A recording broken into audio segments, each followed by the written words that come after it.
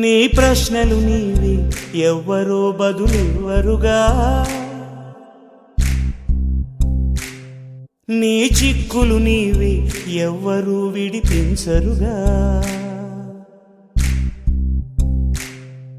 ఏ గాలో నిన్ను తరుముతుంటే అల్లరిగా, ఆగాలో లేదు తెలియదంటే చెల్లదుగా. 10 నెలలు తనలో నిన్ను మోసిన అమ్మైనా అప్పుడో ఇప్పుడో తననే కనను అంటుందా. ప్రతి కుసుమం తనదే అనదే విరిసే కొమ్మైనా గుడికో జడకో సాగనంపక ఉంటుందా.